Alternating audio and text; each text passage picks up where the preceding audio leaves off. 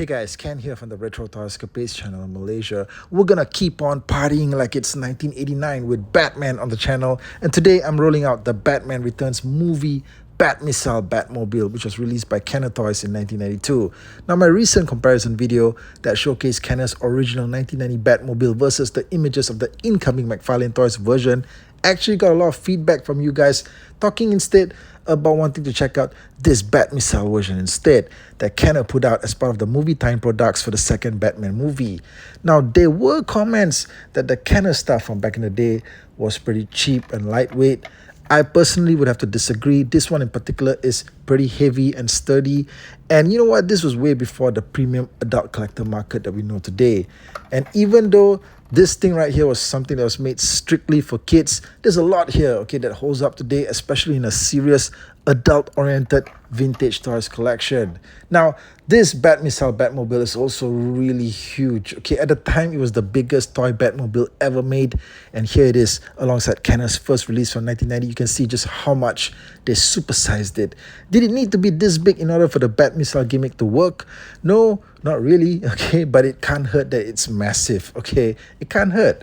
Now, on the underside, you get a bit of detailing here in the center of the undercarriage and a total of 8 fully rolling wheels. Okay, these are all plastic, no rubber tires involved here, sadly, but I think that, Kenner pretty much phased out most of the rubber on their toy vehicles once they got into the 90s.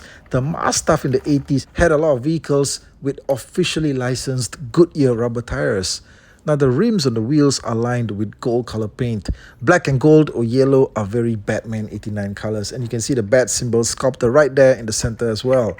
The manufacturer's stamp has this listed as being made in the Kenner factory in Mexico, just like the 1990 Batmobile. Now, you know what, guys? I saw a ton of complaints shared on the images of the cockpit design for the incoming McFarlane Toys version, but just about nobody had anything negative to say about the Kenner cockpit, alright? The cockpit cover on this opens upwards just like the earlier release and is in fact a lot smaller, and one control panel section here has some sticker detailing on it, and the steering wheel also rotates. Check this out, okay? Now, let's get out another one of the Kenner Bruce Wayne figures out here. Why is he wearing a purple shirt though? I don't know, okay? Maybe he's having tea with the Joker. But you can get Bruce seated comfortably in there. Although he doesn't recline back as much, in the seat as the earlier version, I think. But it's a snug, tight fit, okay? Yeah, there's no room for Bruce to stretch his arms or anything like that. Now, this Batmobile doesn't have quite as many features as the previous release, but it does have its one main feature as seen in the Batman Returns movie, in which the sides of the vehicle split apart to reveal a single-manned center vehicle known as the BATMISSILE. Okay, let's get this to a larger operating space outdoors so we can test the feature out. Pressing this giant yellow button on top here will cause the vehicle to split apart, alright? So let's check this thing out in action. Okay, let's go. You see that? The two sides just split apart. Okay, awesome, right? Yeah, so you can keep repeating this process until you get the desired split sequence that you want. But you know what? It's fun, definitely. Okay, it may not be as exciting as I remembered it, but it's still fun for sure. Now, okay, the star of the show is this center vehicle section, which now becomes the BATMISSILE. This is a long, sleek-looking locomotive-styled machine that just darts forward at you like a deadly projectile.